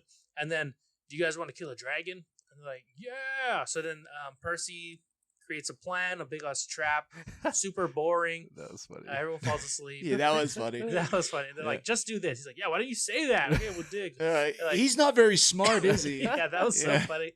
And then they go set up the trap, and then dragon Oh, comes we must- in, Yeah. too Are smart. you gonna touch Oh, on sorry, the go for it. Scanlan thing? Scanlan almost, or he tries to bang his daughter. Oh, that was Yeah. that. Yeah, between that. Yeah, so Scanlan Yeah. tries to bang his daughter, which he doesn't know it's his daughter. It's that other little person that he met, and Mhm.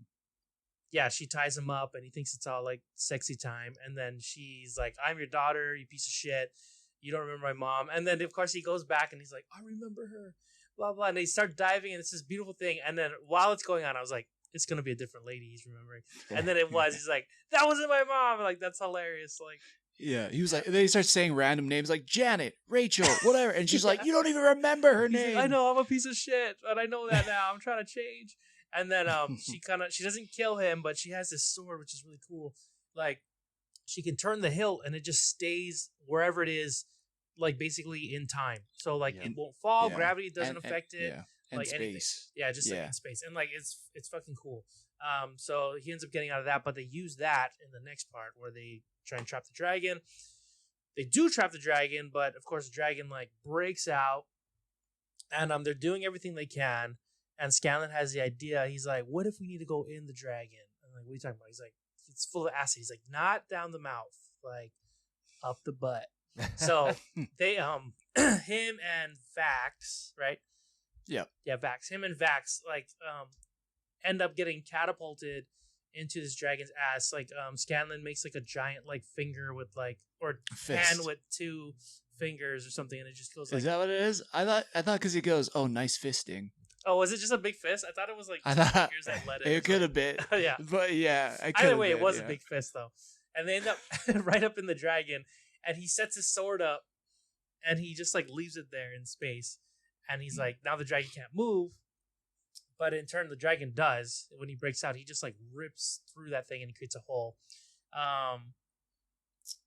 They go flying. Scanlan knocks out. He has a dream that he's like a grandpa now, and he's reading a story. He's like, "Oh, these are old adventures." And then Vax wakes him up, like, "Dude, what the hell? You're knocked out." They Grog tries to stop the dragon, ends up getting pulled in air, and what is it? He gets knocked off, and he saves himself by turning giant and like hitting the ground. And that was pretty cool because like. You think like when the Hulk hits the ground, he just like is big and he just makes a dent and he's like, oh, and he gets up. But like Grog survived, but his like leg was fucked. Like, dude, Pike is such a MVP. Like she's healing them left and right. Like without her, they'd be dead for sure. Yeah, the bones are sticking out. It was like, like I like that because in such a crazy fantasy show, like those kind of moments, you're like, oh, that's probably what would happen. Yeah. Like, even if you could punch the ground and break your fall, probably everything else would probably break, and then it does. And actually, shoot, before the whole dragon thing, right? Like Vax has that thing with the raven, right? That's what. He sees the matron of ravens, and they tell him it's not because you're gonna die; it's because like you're my champion, and basically, if you like need the help, like I'll be there. Basically, that was beautiful. Yeah.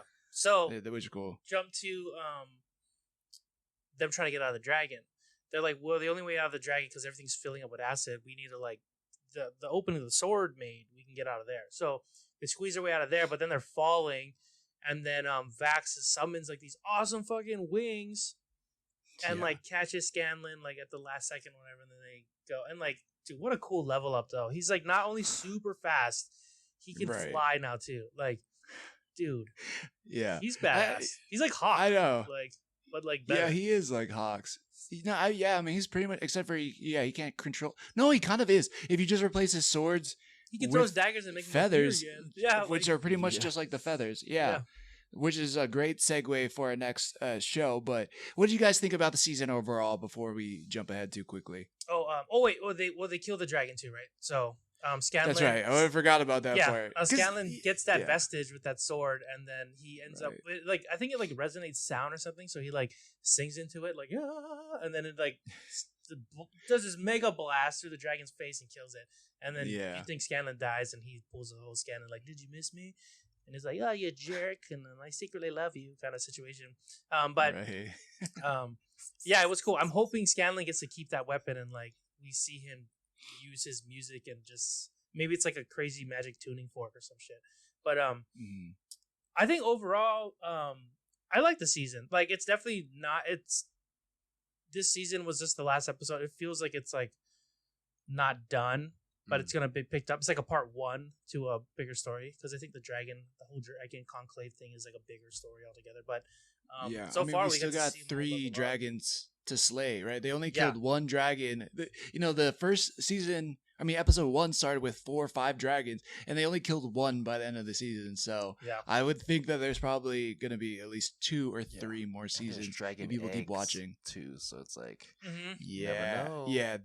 that was a crazy ending. We were like, what does he need all this gold for? Well, it's to like bring back this demon to like I don't know, like hatch all these eggs or something. I don't Yeah. know. But that part of it too, where like, damn, they're going to have a whole army to fight soon. Yeah. Of probably little dragons. So And that's going to be crazy. But it was cool. They all leveled up, or a lot of them did. I'm sure there'll be more leveling up to be had in the next season. But I think overall, I really liked it. It was hilarious. The action was amazing. Kept me wanting more. Yeah. Yeah. That season or that show in I've a lot of people have been asking about, oh, did you watch The Last of Us or did you watch this? A couple of people who I normally don't talk to about these types of shows, they're like, oh, I really like Vox Machina. So it's bringing in people who normally don't like that style of either like fantasy animation, but they're super digging it. So it's almost like an Avatar: Last Airbender to some people in how it's like an American illustrative / storytelling. So I mean, it's changing the game. I mean, Critical Role has been getting all these extra because of what they've been doing. So kudos to them, and thank you for adding to the animation world. Heck yeah. Yeah, absolutely. Yeah, I tweeted from our joystick page. I was like, The Legend of Vox Mochina had another fantastic season, great writing, developing all the characters' stories while they all got to level up. Not to mention some of the best dirty dialogue. And it's true, like the way they use creative cursing and everything. Yeah. It's so fucking funny. Like Grog had some amazing lines this season. I love they just do a great job of developing everybody's character. Like everybody got a point this season where they got to level up. And that was cool. Like Percy got a new gun. Keyleth figured out how to be like a flame wraith. Scanlan, now has a sword, a vestige. Vax is like ridiculous, can fly super speed with the swords. Like they all had these like development arcs, and it was really badass. So yeah, I liked it. I thought the finale for the season was way better, but it does leave the door open for so much more. And yeah, it's exciting. I'm happy. I'm stoked about Mighty Nine, but I also want like Vox Machina season 3 to come out like very soon after that. Yeah, I don't want to wait. Same. Another cool thing, the fight with Grog and his uncle, and when they all come in, they all start doing that badass Japanese animation style stuff. The song in the background is the dude who voices Scanlan. That's like him singing in like a rock like song or whatever. Like stuff, I mean, he's really cool. Yeah. He sang all the songs this season, right? Yeah. But he did like a folk song, a rock song. Right. And it's always cool to see. Like I read, like that's why I read something online, and they were like kind of reviewing the show, and someone had something to say about like the musical choice in the background. But I'm like, yeah, but it's like whatever your opinion is on it, it's like true to them because it's like he probably wrote the song for the episode, and it's like whatever.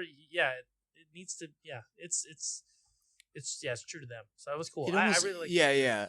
Before you critique it, like you should know how it was created, right? And then that way you're like, you should probably appreciate it because any other voice actor would just be doing maybe this like singing in it, but they're not creating the song. They're not doing these different genres, unless you're like a Disney movie and everything's already pre-done by a producer, a music writer, a composer, all this stuff. Like he probably did it all himself and was like, hey guys, what do you think about this? And they were like, yeah, that's awesome. Yeah. Put it's that like in the show. Cooler to know that they did it all themselves. Like, so. Yeah.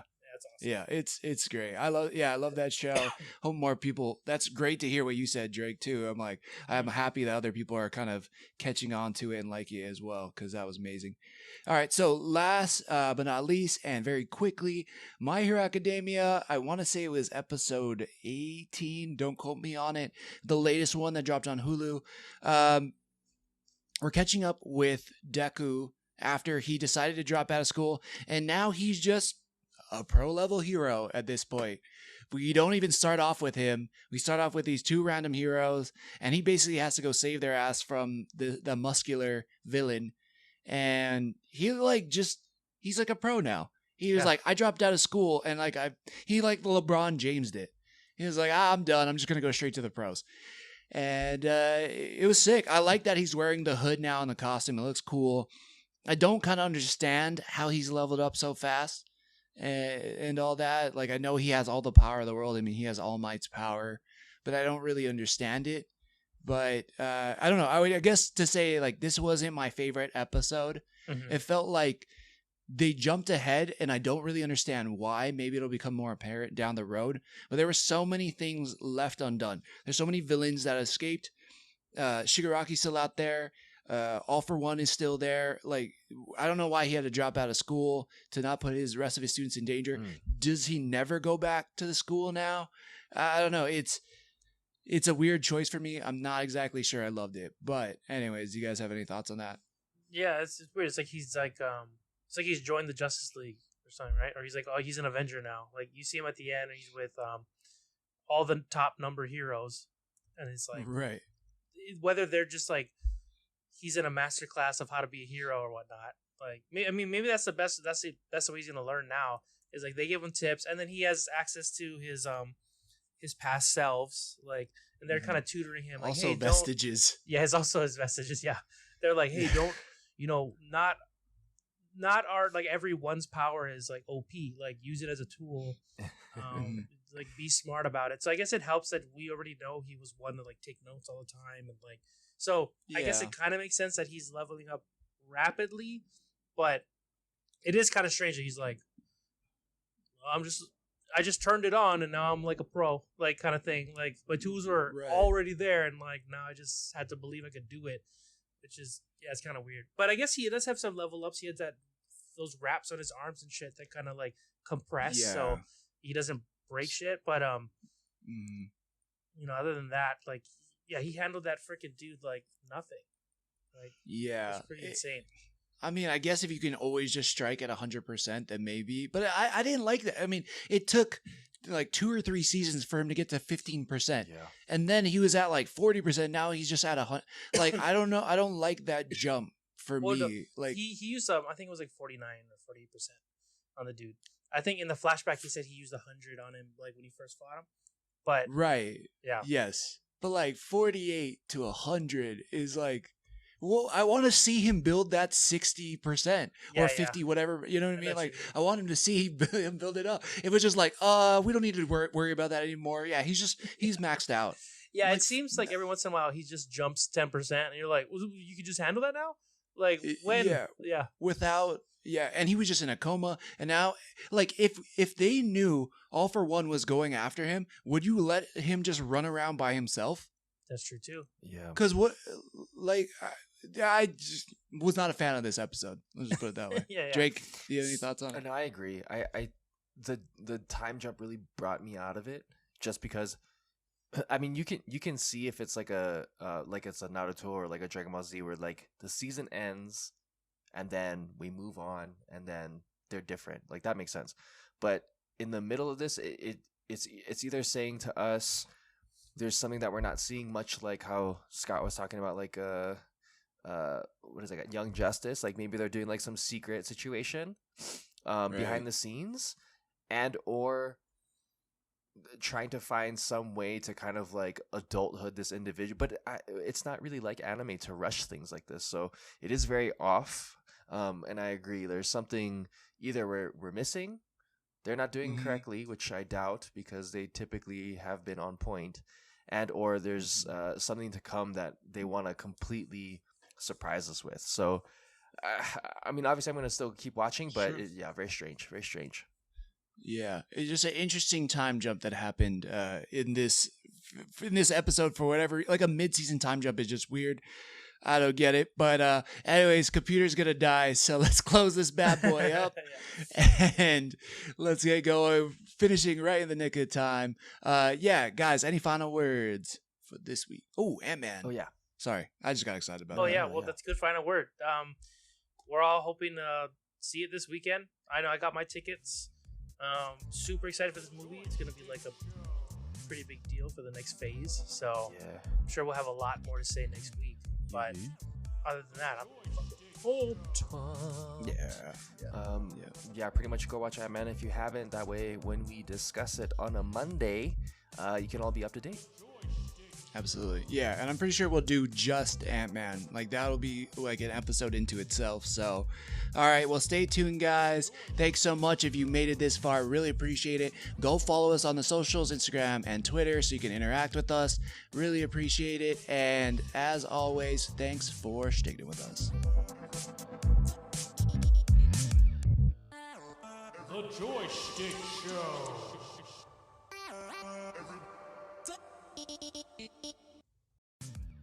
If you've enjoyed what you've been listening to, we'd really appreciate a follow, subscribe, and a review. Just how we like chatting with our friends, please share this with yours. Feel free to join the squad and follow us at JoySchtickShow, Joy Schtick Show on Twitter and Instagram, or anywhere you listen to podcasts. And if you feel like submitting topics or questions to be discussed on future episodes, you can email us at joystick.show@gmail.com. As always, thank you, peace out, and make it a great rest of your week.